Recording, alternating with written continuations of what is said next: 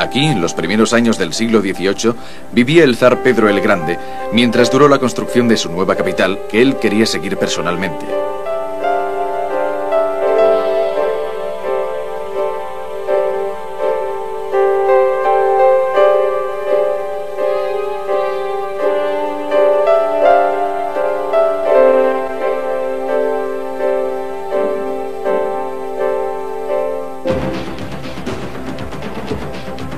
Esta casita, llamada Domik Petra, de estilo holandés, dispone de 4 habitaciones que debían cubrir las necesidades mínimas del zar. La casita se halla en la isla de Petrogrado, un punto estratégico en el delta del río Neva, en el Golfo de Finlandia. En primer lugar, se construyó una fortaleza inexpugnable, la fortaleza de Pedro y Pablo, con su correspondiente catedral. El arquitecto fue Domenico Trezzini, el primero de una larga serie de grandes artistas italianos que contribuyeron a conferir a San Petersburgo el estilo unitario y grandioso que la caracteriza. El zar, fuertemente impresionado por las realizaciones técnicas y políticas de la Europa occidental, quiso que Rusia tuviera una nueva capital de corte europeo en la que fuera posible forjar un nuevo destino para su pueblo. San Petersburgo debía ser la ciudad moderna, al ritmo de los tiempos, racional y además abierta al mar.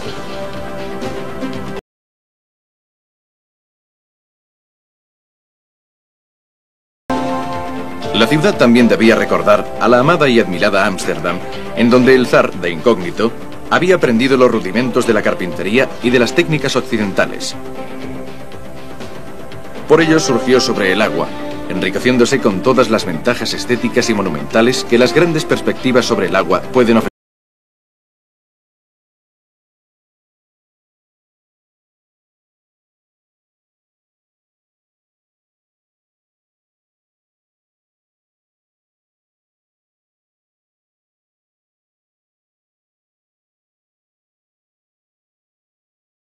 La Catedral de San Pedro y San Pablo, anexa a la fortaleza, posee una torre de 122 metros que, junto con la aguja del almirantazgo, simboliza el orgullo de la ciudad.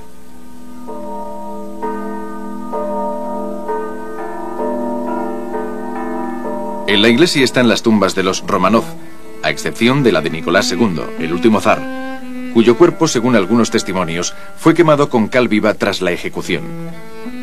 Una escultura de bronce nos devuelve la imagen del terrible zar, quien, totalmente inmerso en su proyecto, ordenó que no se construyera ningún edificio de piedra en toda Rusia, a excepción de en San Petersburgo.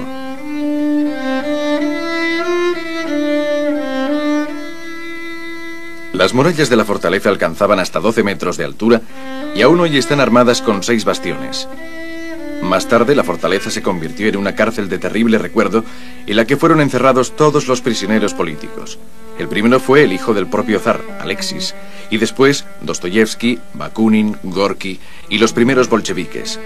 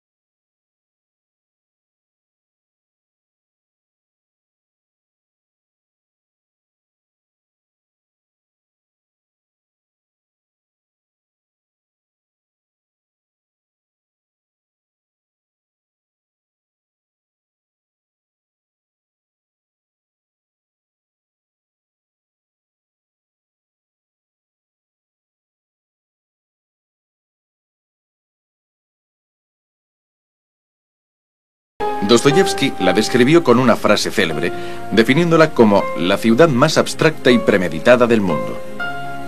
San Petersburgo representa también una suma de esfuerzos, de dinero y de recursos humanos que no se había producido desde la época faraónica.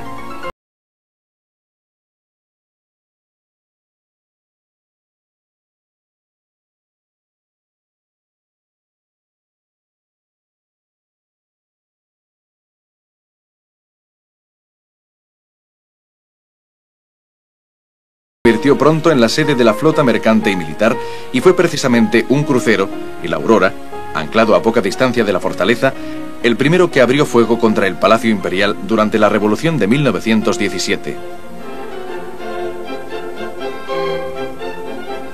El Palacio de Invierno, residencia imperial, fue construido por Bartolomeo Rastrelli y más tarde embellecido por una serie de arquitectos y decoradores internacionales. La escalinata de San Giordano, o de los embajadores, constituye la suntuosa entrada al palacio.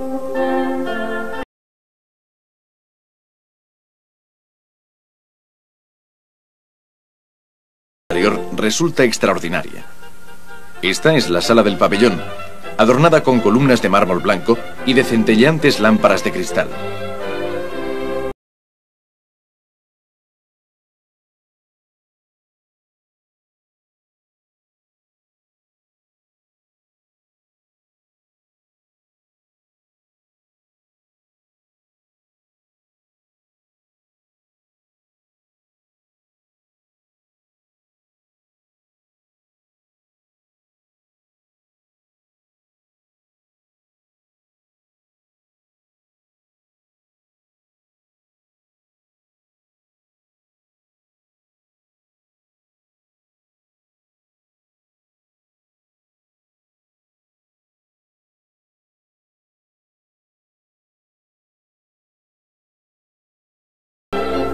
El Palacio de Invierno, junto con otros 4 edificios, recibe el nombre del Hermitage y alberga el museo homónimo, formado por 400 salas en las que se agrupan 15.000 cuadros y 12.000 esculturas. Junto con el Louvre, está considerado el mayor museo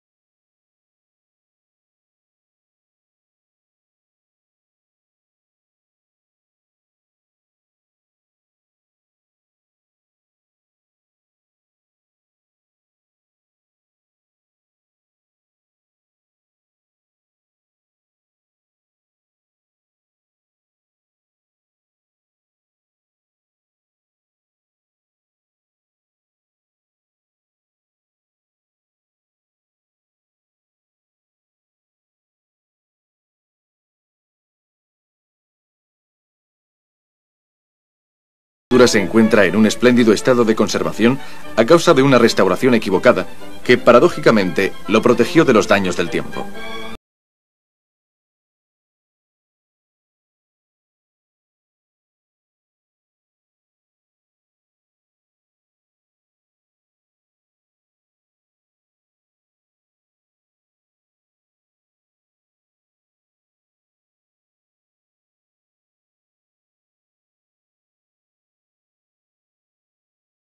En esta Virgen con el Niño y ángeles, Rosso Fiorentino rompe los esquemas de armonía y equilibrio del Renacimiento, haciendo prevalecer otros valores, como la composición estilizada y el sentido de inquietud que emana del rostro de la Virgen.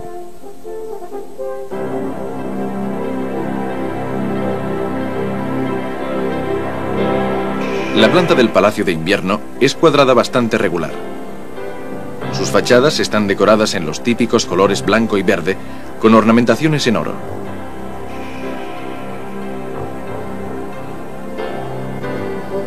Las ventanas están flanqueadas por columnas y pilares en toda su longitud.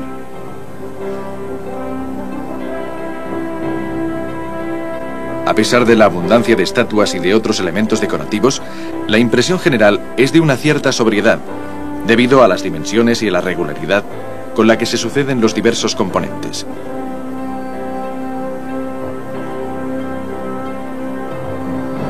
La plaza del palacio está constituida por un grandioso conjunto de edificios de diversas épocas, pero que dan la impresión de una gran uniformidad gracias al espíritu escenográfico que lo invade.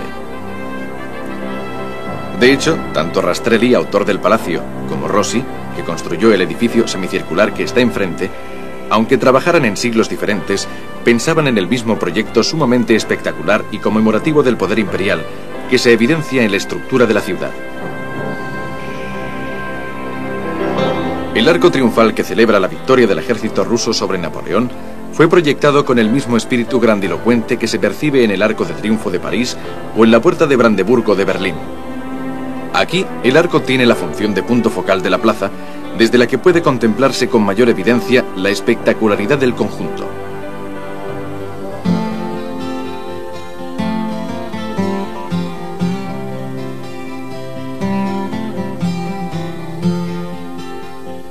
El gran espacio abierto es una irresistible atracción para los jóvenes apasionados al patinaje. La perspectiva Nevsky es una de las 3 calles que parten del Almirantazgo en forma de tridente y constituye la principal arteria comercial de la ciudad. En ella se encuentra el Gastronom, una antigua tienda de productos alimenticios que ha conservado en parte en su decoración la atmósfera elegante del pasado.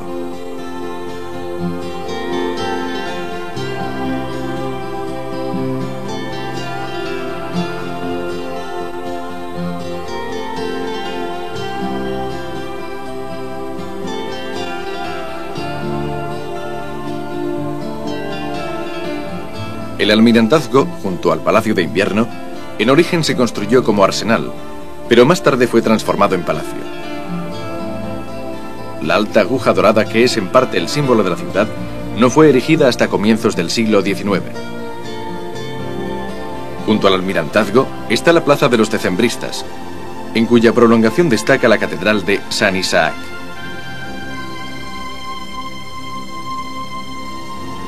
Esta iglesia es la mayor y más rica de la ciudad y recuerda en una especie de recopilación antológica San Pedro y el Panteón de Roma y la Catedral de Saint Paul de Londres.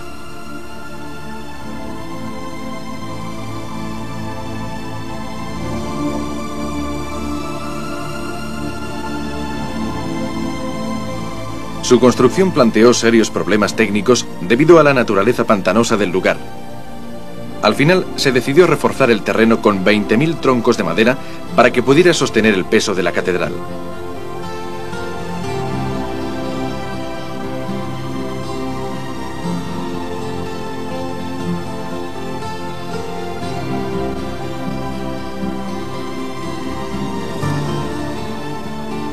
Desde la cúpula de San Isaac se divisa uno de los panoramas más grandiosos de los canales y del centro de San Petersburgo.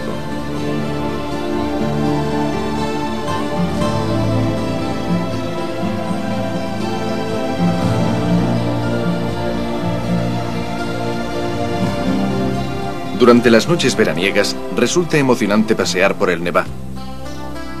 En esta estación, las noches blancas permiten gozar, incluso después de medianoche, de la pálida luz del sol que no se pone por completo.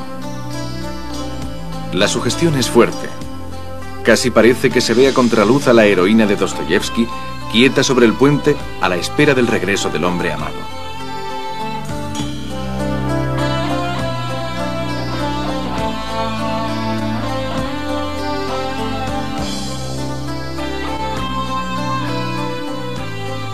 Y a las 2 de la madrugada, el puente Kirov y el puente del Palacio, ambos sobre el Nevá, se abren durante 2 horas para permitir el paso de los barcos de carga que ascienden por el río.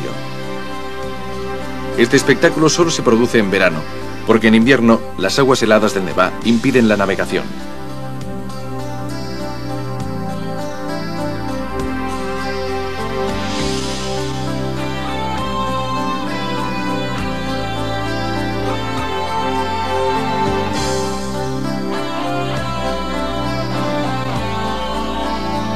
Tras las noches blancas, el azul del cielo se hace más intenso y un estremecimiento luminoso anuncia el amanecer del día nórdico. Una tenue luz rosada se posa sobre las iglesias, sobre la perspectiva Nevsky y sobre las orillas del Nevá, sobre la Ulika Rossi, considerada la calle más hermosa de la ciudad, y sobre el palacio Yusupov con sus fantasmas.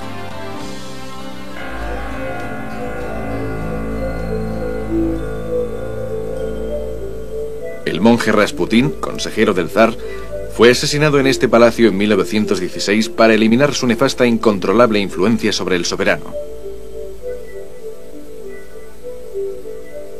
Las diáfanas figuras de cera del príncipe Yusupov y del monje se observan mutuamente tras los cristales en una atmósfera sabiamente reconstruida.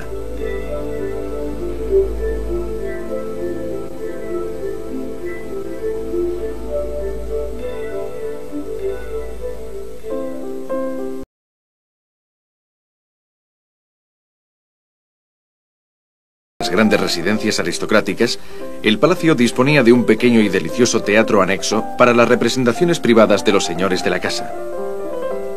Este teatro fue construido hacia finales del siglo XIX y tiene un aforo de 200 butacas.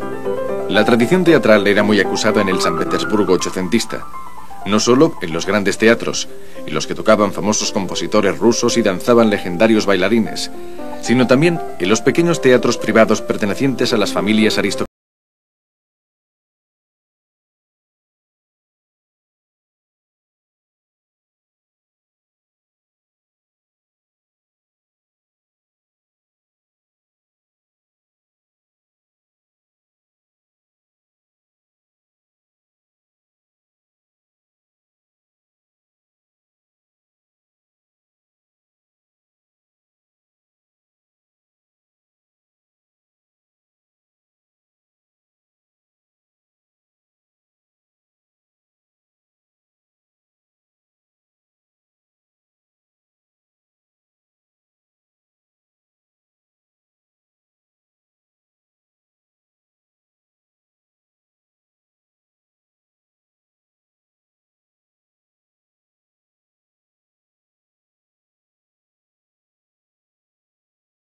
Contento con la explícita conexión que representaba la columnata y la cúpula respecto al barroco italiano, quiso además que la puerta de la catedral reprodujera la del baptisterio de Florencia, la famosa puerta del Paraíso de Ghiberti, con sus dos hojas doradas en las que se reproducen escenas extraídas de la Biblia.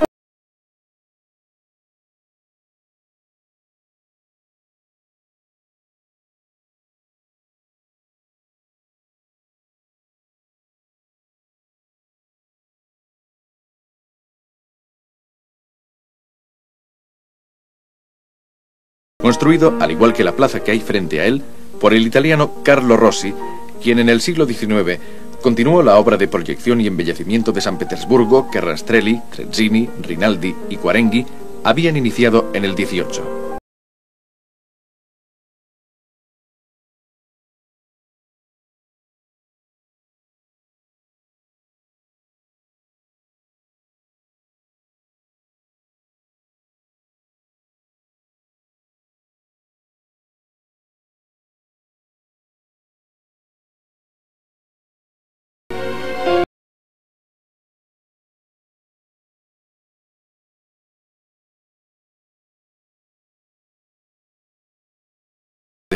Quien hizo levantar en él su palacio de verano, una construcción de pequeñas dimensiones con ambientes que le recordaban a sus queridas casas holandesas.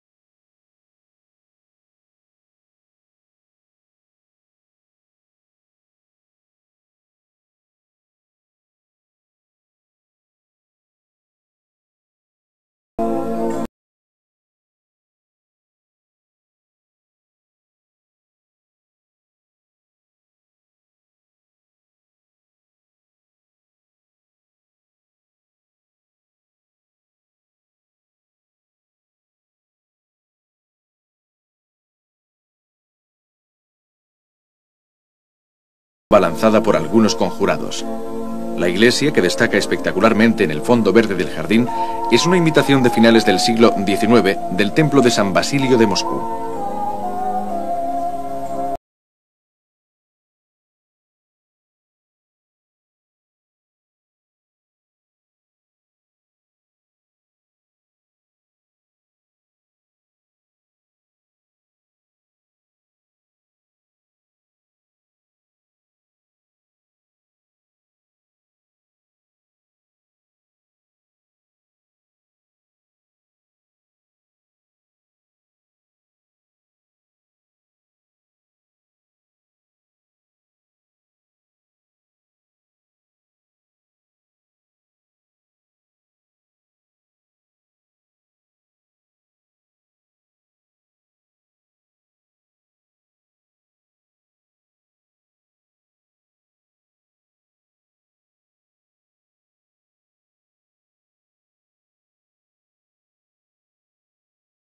En los márgenes del centro histórico, a orillas del Nevá, se alza uno de los dos grandes complejos monásticos de la ciudad, el Smolny, fundado por la hija del zar Pedro el Grande, la emperatriz Elisaveta Petrovna.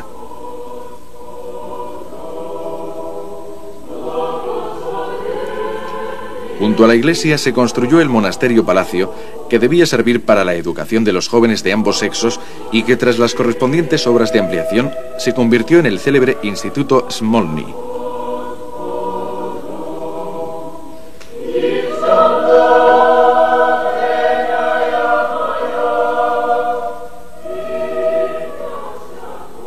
En esta ocasión, el elemento de tendencia oriental de las cúpulas en bulbo se funde armónicamente con la estructura barroca de la catedral, llamada de la Resurrección.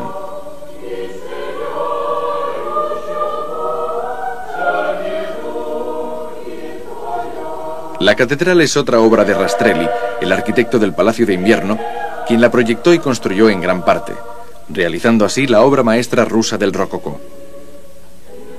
Con la llegada al trono de la nueva zarina, Catarina II, Rastrelli cayó en desgracia y su obra no se completó hasta al cabo de muchos años.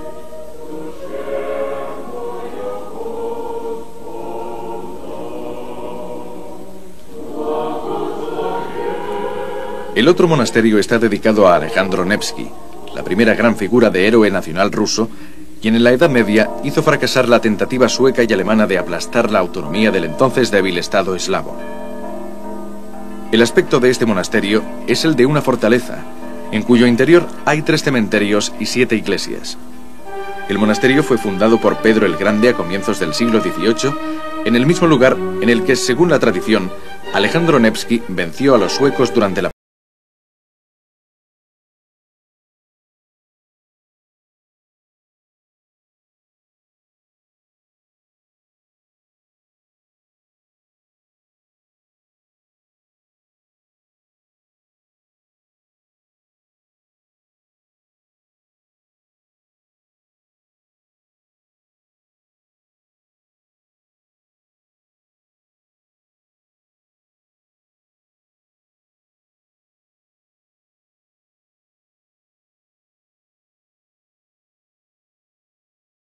En el cementerio de Tishbin se hallan las tumbas de algunos de los grandes músicos rusos como Borodin, Rimsky-Korsakov y Mussorgsky, pertenecientes al grupo de los 5 que a mediados del siglo XIX se propuso la renovación de la música rusa mediante el regreso al patrimonio musical del pueblo ruso.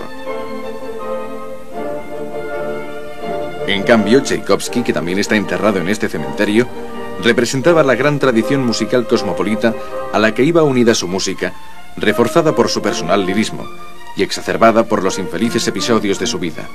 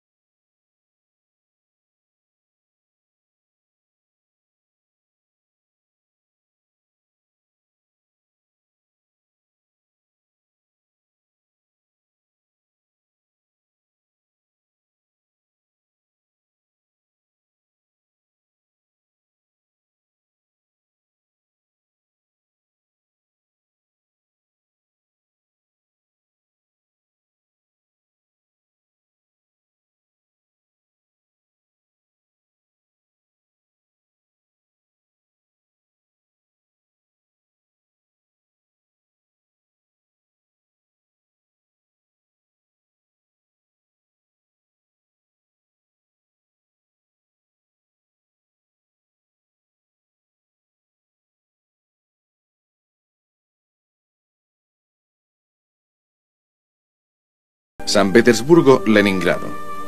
El nombre de la ciudad ha estado unido durante muchos años al de Lenin, quien dirigió las operaciones para la toma del poder en 1917, precisamente desde el Instituto Smolny.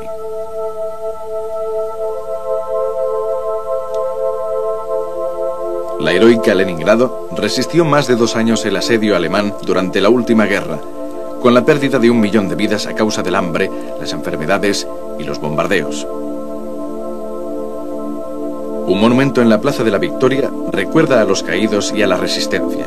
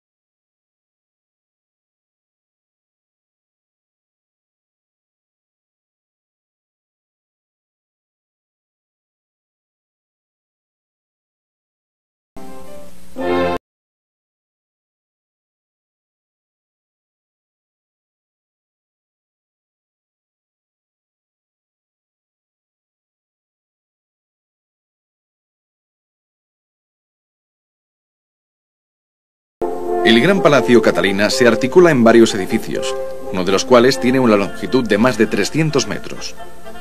La emperatriz Catalina II, de origen alemán, fue una figura ambigua y compleja. Por una parte apoyó a la nobleza, acentuando la esclavitud de los siervos, y por otra se ocupó personalmente de la instrucción elemental, llegando a escribir libros de texto y a fundar institutos, como el Smolny, para la educación de los jóvenes de ambos sexos, aunque solo de la nobleza.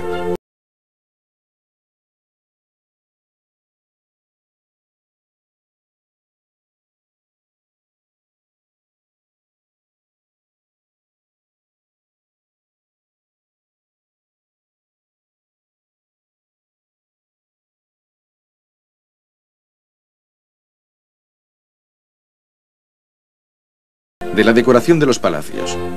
La obsesiva perfección en la realización de estas estancias suntuosas es mucho más sorprendente si se tiene en cuenta que el palacio, al igual que el de Petroborek, que fue destruido casi por completo por las tropas alemanas, se reconstruyó posteriormente basándose en dibujos y fotografías de la época de su edificación.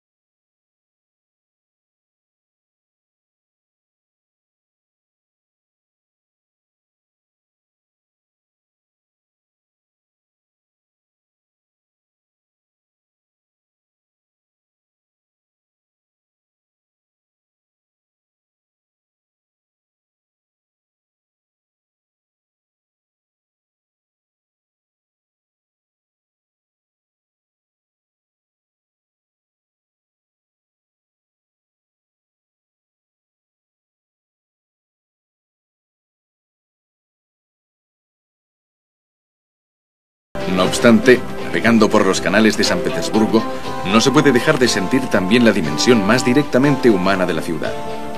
Al fin y al cabo, el sueño de Pedro era el de construir un mundo civilizado, un mundo hecho a la medida del hombre, como el de aquella Holanda que él admiraba y en la que se inspiraba.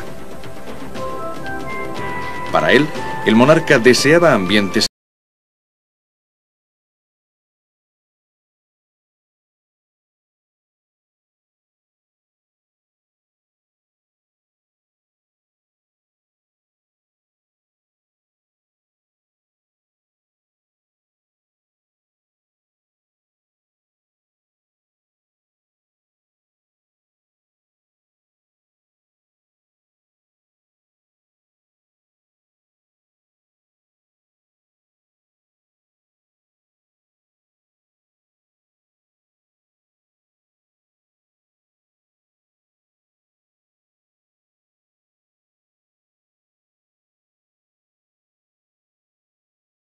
de su papel en la historia rusa y en la europea, Pedro situó su ciudad en el único rincón posible de Europa sobre el mar, aunque fuera inaccesible y lejano, logrando demostrar así que Rusia tenía la fuerza necesaria para convertirse en protagonista.